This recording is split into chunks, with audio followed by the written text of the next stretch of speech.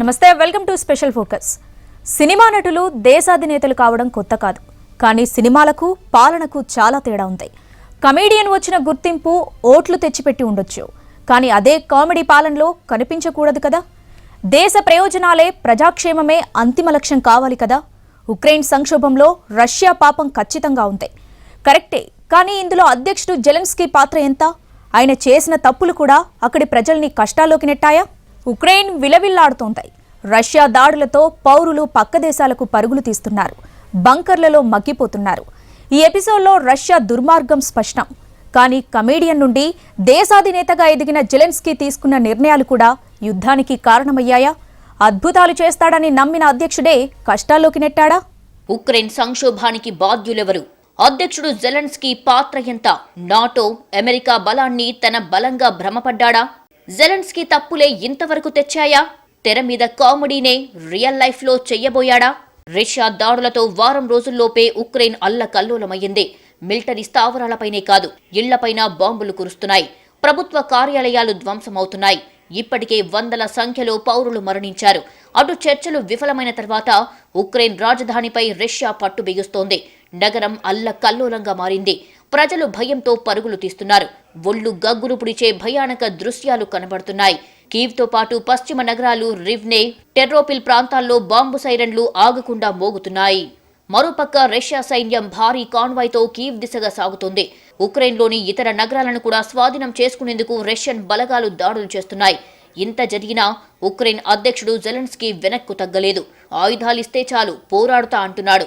ఆయుధాల కోసం బ్రిటన్తో సంప్రదింపులు జరుపుతున్నాడు. అటు జనం ప్రాణభయంతో పరాయి దేశాలకు చేరుకుంటుంటే, ఇటు ఉక్రెయిన్ అధ్యక్షుడు పోరాటం ఆపేది లేదంటున్నాడు. రష్యా చెప్పే కారణాలేవైనా ప్రాణాలను తీయటానికి ప్రపంచం హర్షించదు. కానీ అటు ఉక్రెయిన్ వైపు నుండి కూడా కారణాలు ఉన్నాయి.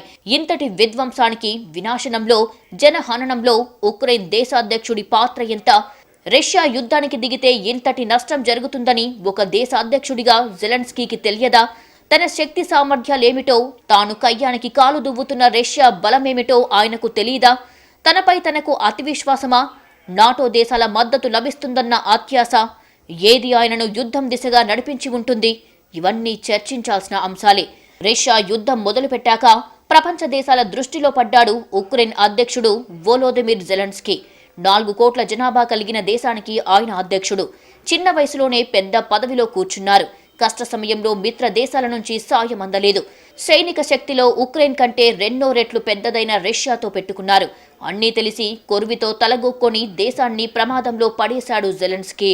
జెలెన్స్కీ స్వతహాగా రాజకీయ నాయకుడు కాదు. అధ్యక్షుడు కాకముందు ఒక నటుడు. ప్రపంచ దేశాల్లో అనేక మంది నటులు, పొలిటీషియన్లుగా పనిచేసినా జెలెన్స్కీ తరహాలో ఎవరూ తెలివి తక్కువ పనులు చేయలేదు. కీలక నిర్ణయాల విషయంలో ఓవర్ యాక్షన్ కు దిగాడనిపించుకుంటున్నాడు. తెర మీద కామెడీ, రియల్ లైఫ్ లో చేస్తూ ప్రజలకు తీరని దుఃఖాన్ని మిగులుస్తున్నాడు అనే వాదన మొదలవుతోంది.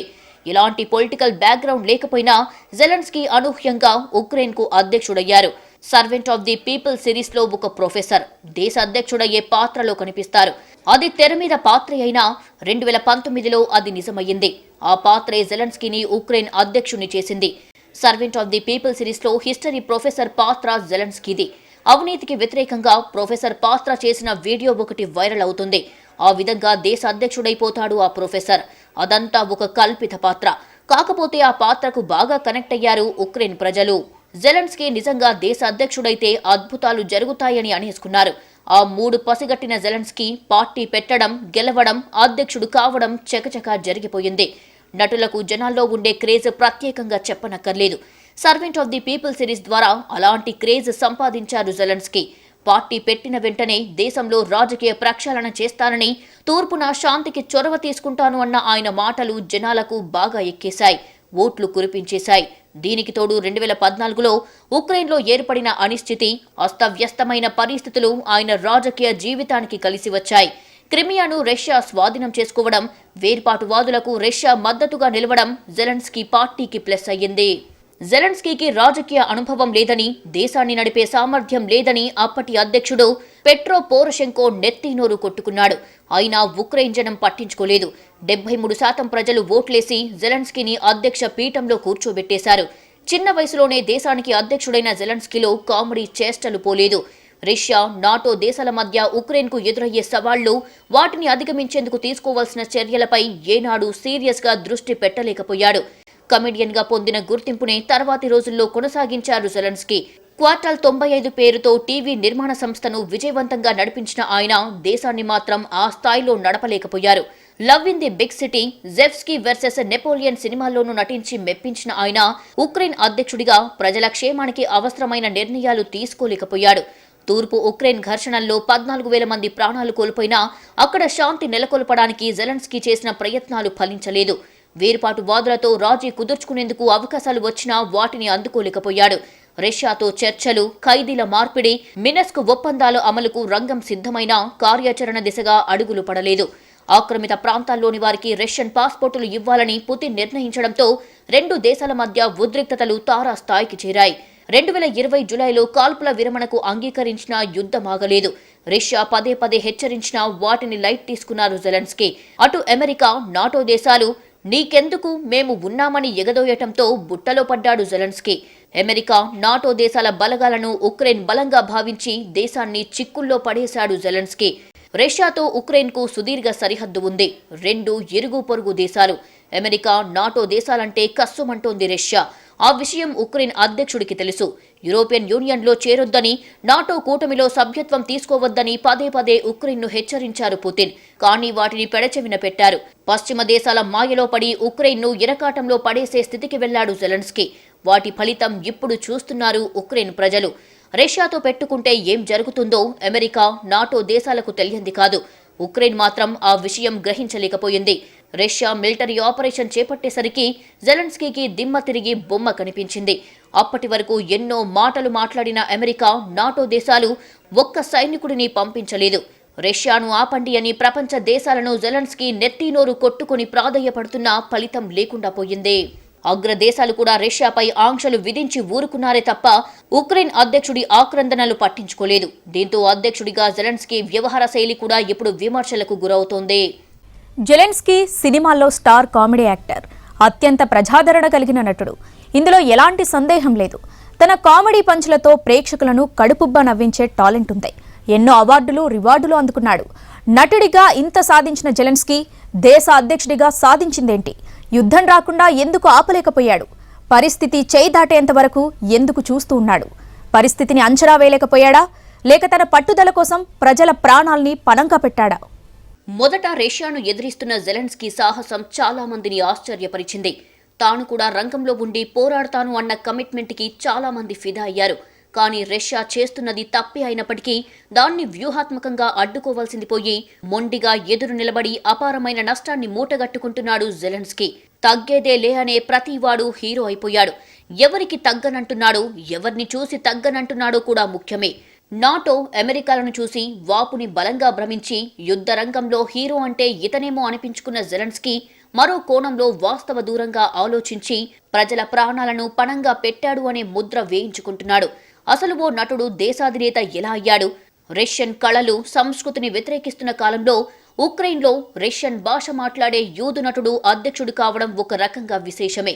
ఆగ్నేయ ఉక్రెయిన్లో రష్యా మాట్లాడే ప్రాంతంలో పుట్టిన వోలోదిమిర్ జెలెన్స్కీ కొన్నాళ్లు హాస్య నటుడిగా ఉండి తర్వాత ఉన్నట్టుండి రాజకీయాల్లో ప్రవేశించి నేరుగా అధ్యక్ష పదవిని చేపట్టాడు. 1978 జనవరి 25న యూదు తల్లిదండ్రులకు జెలెన్స్కీ పుట్టాడు. తల్లి, తండ్రి ఇద్దరు ఇంజనీర్లే. తాత సైమన్ ఇవనోవిచ్ జెలెన్స్కీ రెండో ప్రపంచ యుద్ధ సమయంలో రష్యా సైన్యంలో పనిచేశారు. కీవ్ జాతీయ అర్థశాస్త్ర విశ్వవిద్యాలయం నుంచి న్యాయశాస్త్రంలో పట్టభద్రుడైన వోలోదిమిర్ జెలెన్స్కీ తర్వాత నటన వైపు అడుగు వేశాడు. సర్వెంట్ ఆఫ్ ద పీపుల్ అనే టీవీ షో అతని జీవితాన్ని, ఉక్రెయిన్ భవితను మలుపు తిప్పింది. జెలెన్స్కీ తన సినీ జీవితాన్ని 2008లో లవ్ ఇన్ ద బిగ్ సిటీతో ప్రారంభించారు. ఆ తర్వాత love in the big city 2, office romance, our time, rescue versus Napoleon, love in the big city 3 తదితర సినిమాలలో నటించాడు. ఓవైపు సినిమాలలో నటిస్తూనే ఇంటర్ అనే టీవీ ఛానల్కు 2010 నుంచి 2012 వరకు బోర్డు మెంబర్గా కూడా పనిచేశాడు. జెలెన్స్కీ ఉక్రెయిన్ అధ్యక్షుడిగా నటించిన సర్వెంట్ ఆఫ్ ది పీపుల్ సినిమాని ఆయన పార్టీ పేరుగా మారింది. ఈ పేరుతో జెలెన్స్కీ తన ప్రొడక్షన్ కంపెనీ ప్రతినిధులతో కలిసి పార్టీని స్థాపించాడు. రాజకీయ నాయకులపై నమ్మకాన్ని పునరుద్ధరించాలనుకుంటున్నట్లు తెలిపాడు. రాజకీయాలలో నెలకొన్న గందరగోళాన్ని వీలైనంత వరకు మార్చాలనుకుంటున్నానన్నాడు. కేవలం ఒక్క టర్మ్ మాత్రమే అధ్యక్షుడిగా ఉంటాను అన్న Zelensky social media, YouTube channels ను పుష్కలంగా వాడుకొని ఎన్నికల్లో విజయం సాధించాడు. కేవలం 2 నుంచి 3 నెలల్లోనే అప్పటి ప్రెసిడెంట్ పెట్రో పోరోషెంకోను ఓడించాడు. ట్విట్టర్, ఇన్స్టాగ్రామ్ వేదికగా తన అభిప్రాయాలు పంచుకునే జెలెన్స్కీ వెండితెర మీద నటించినట్టుగానే పాలనలోనూ తీసుకున్న తప్పుడు నిర్ణయాలే ఇప్పుడు తిప్పలు తెచ్చిపెట్టాయి అనే విమర్శలు వినిపిస్తున్నాయి. కయ్యానికైనా వియ్యానికైనా సమబుజ్జి ఉండాలంటారు. ఈ విషయాన్ని మర్చిన జెలెన్స్కీ రష్యాతో యుద్ధాన్ని కొని తెచ్చుకున్నారు అనే ఆరోపణలు వస్తున్నాయి. వాస్తవానికి రష్యా బలం ముందు ఉక్రెయిన్ ఏ రకంగానూ సరిపోదు. కేవలం అమెరికా, నాటో దేశాల బలాన్ని చూసుకొని ఉక్రెయిన్ అధ్యక్షుడు జెలెన్స్కీ తప్పుడు అంచనాతో ముందుకు ఉరికారు అనే వాదనలు పెరుగుతున్నాయి. రష్యాతో తలపడేందుకు ఉక్రెయిన్కు బలగం రెండూ లేవు. ఆర్మీ ర్యాంకింగ్స్ లో రష్యా వరల్డ్ నంబర్ 2గా ఉంటే ఉక్రెయిన్ 22 స్థానంలో ఉంది. రష్యా దగ్గర 8,50,000 మంది సైనికులు, 2,50,000 సాయుధ బలగాలు ఉన్నాయి. ఉక్రెయిన్ వద్ద కేవలం 2,00,000 బలగాలు, 50,000 సాయుధ బలగాలు ఉన్నాయి. ఇక యుద్ధ నౌకలు, air force, air craft, fighter jets, army హెలికాప్టర్లు, ఆర్మ్డ్ వెహికల్స్, యుద్ధ ట్యాంకులు ఇలా అన్నిటిలో రష్యాకు, ఉక్రెయిన్కు చాలా తేడా ఉంది. కొన్ని విషయాల్లో 2 దేశాల మధ్య అస్సలు పొంతన లేదు. పైగా అటు పక్కనున్నది వ్యూహాల్లో దిట్ట అయిన పుతిన్. ఇలాంటి పరిస్థితిలో ఏమాత్రం క్యాలిక్యులేషన్ లేకుండా సినిమాల్లో నటించినట్టుగానే అధ్యక్ష పదవిని కూడా డీల్ చేశాడు అనే విమర్శలు పెరుగుతున్నాయి. యూరోపియన్ యూనియన్ కి, నాటోకి ఉక్రెయిన్ దూరంగా ఉండాలని రష్యా ఆశిస్తోందని ప్రపంచానికి తెలిసిన విషయమే. దానికి విరుద్ధంగా వ్యవహరిస్తే రష్యా ఆగ్రహానికి గురికాక తప్పదనేది ఊహించగలిగిన విషయమే. ఇవన్నీ పట్టించుకోని జెలెన్స్కీ పర్యవసనాలు ఆలోచించకుండా, తన బలాన్ని అంచనా వేసుకోకుండా సినిమాలో కామెడీ చేసినట్టే ఉక్రెయిన్ ప్రజల ప్రాణాల మీదకు తెచ్చాడు అనే విమర్శలు పెరుగుతున్నాయి. వారం క్రితం రష్యా దాడులు మొదలుపెట్టగానే యూరప్ దేశాలను, అమెరికాను సాయం కోరాడు జెలెన్స్కీ. అప్పుడు కానీ విషయం అర్థం కాలేదు. రష్యాపై ఆంక్షలు విధించి సరిపెట్టుకున్న యూరోపియన్ యూనియన్, అమెరికా ఉక్రెయిన్కు ప్రత్యక్ష సహాయం మాత్రం చేయలేదు. అమెరికాకు, నాటో అధికారులకు లెక్కలేనన్ని కాల్స్ చేశాడు జెలెన్స్కీ. మొదటి 2 రోజులు ఎవరూ స్పందించలేదు. 3వ రోజు నాటికి జెలెన్స్కీ చేసిన అభ్యర్థనకు స్విట్జర్లాండ్, గ్రీస్ తదితర దేశాలు స్పందించాయి. అయినా పెద్దగా ప్రయోజనం లేదు. ఇప్పుడు కొన్ని దేశాలు ఆయుధాలు ఇస్తామంటున్నా ఇప్పటికే పరిస్థితి చెయ్యి దాటింది. ఆయుధాలు వదిలితేనే చర్చలంటోంది రష్యా. ఇటు చర్చలంటూనే ఆయుధాలు కావాలని కోరుతున్నాడు జెలెన్స్కీ. దౌత్య సంబంధాలంటే తెర మీద నటించటం కాదని, కామెడీ చేసినంత తేలిగ్గా యుద్ధ నష్టాన్ని నియంత్రించలేరని గ్రహించలేకపోయాడు జెలెన్స్కీ. దేశాన్ని పాలించాలంటే దూరదృష్టి ఉండాలి, సంయమనం ఉండాలి, పక్క దేశాలతో సామరస్యంగా ఉండే నేర్పు కావాలి. సై అంటే సై అనటంలో కిక్కుండొచ్చేమో, కానీ ఇక్కడ సమస్య వ్యక్తిగత ప్రతిష్టతకు సంబంధించింది కాదు. కోట్లాది ప్రజల క్షేమంతో ముడిపడి ఉన్నప్పుడు సున్నితంగా వ్యవహరించాలి. వ్యూహం ఏదైనా అంతిమ లక్ష్యం దేశానికి మేలు చేసేదై ఉండాలి. పట్టుపట్టినా పట్టు విడిచినా అది ప్రజల కోసమే అయ్యుండాలి. ఈ విషయంలో జెలెన్స్కీ విఫలమయ్యాడా? వాస్తవ పరిస్థితులు గ్రహించకుండా దేశాన్ని యుద్ధంలోకి నెట్టేశాడు జెలెన్స్కీ. రాజకీయ వ్యూహాలు తెలిసి ఏ కాస్త పరిణతి ఉన్న నేతైనా ఇక్కడి వరకు రానివ్వడనేది ఇప్పుడు వినిపించే మాట. పరిస్థితి ఎలాగూ చెయ్యి దాటిపోయింది. ఇప్పుడు చేస్తున్నది పులి మీద స్వారీ. అటు నాటో, అమెరికా ఆదుకోవటానికి రావు. ఇటు ఉక్రెయిన్ని పూర్తిగా దారికి తెచ్చే దిశగా రష్యా ఉంది. ఈ ప్రాసెస్లో జరిగే నష్టం ఎంత, ఎన్ని ప్రాణాలు పోయాయి, ఇంకా ఎన్ని పోతాయి, వాటికి బాధ్యులు ఎవరు? తెరపై కామెడీ చేసిన జెలెన్స్కీ పొలిటికల్ స్క్రీన్ పైన కమెడియన్ గానే మిగిలిపోయారు. రష్యా హెచ్చరికలు పట్టించుకుని ఉంటే ఇవాళ ఉక్రెయిన్కు ఈ పరిస్థితి వచ్చేది కాదు. నటులు రాజకీయాల్లోకి రాకూడదని కాదు, కానీ తెరపై నటించటానికి, కీలక పదవిలో నిర్ణయాలు తీసుకోవటానికి చాలా తేడా ఉందని గుర్తించాలి. ఒక దేశాన్ని పాలించడం అంటే సినిమాల్లో కామెడీ చేసినట్టు కాదు. రాజకీయాలలో, దేశ పాలనలో, ప్రపంచ పరిస్థితుల్లో ఎన్నో విషయాలను అనుక్షణం గమనిస్తూ, బేరీజు వేసుకుంటూ, గతాన్ని పరిశీలించుకుంటూ, వర్తమానాన్ని విశ్లేషించుకుంటూ, భవిష్యత్తును అంచనా వేసుకుంటూ ముందుకు సాగాల్సి ఉంటుంది. ఎందరితోనో ఎన్నో విధాలుగా డీల్ చేయాల్సి ఉంటుంది. అవగాహన రాహిత్యం, అతి విశ్వాసం వ్యక్తులకు పెద్దగా నష్టం చేయకపోవచ్చు, కానీ పాలకుడిగా చేసే నష్టం అంతా ఇంత కాదు. ఇక్కడ జెలెన్స్కీ ఒక్కడే కాదు, ఆయన సలహాదారులు, మంత్రులు కూడా రాజకీయాల్లో అనుభవం లేని సినీ పరిశ్రమకు చెందినవారే కావటం మరో అంశం. పాలనంటే కామెడీ సినిమా తీయటం కాదు, కామెడీ స్కిట్లతో ప్రజల్ని నవ్వించటం కాదు. ఇటు యూరోపియన్ యూనియన్, అటు రష్యా 2 అత్యంత బలమైన దేశాలు. మధ్యలో బలహీనమైన ఉక్రెయిన్. ఈ రెండు శక్తులతో సయోధ్యగా మెలుగుతూ స్వదేశానికి నష్టం లేకుండా చేయటమే సరైన విదేశాంగ విధానం అనిపించుకుంటుంది. ఈ విషయంలో జెలెన్స్కీకి వచ్చిన మార్కులు 0. ఏ ఒక్క పక్షం వైపు చేరినా రెండవ పక్షానికి విరోధులవుతారు కదా.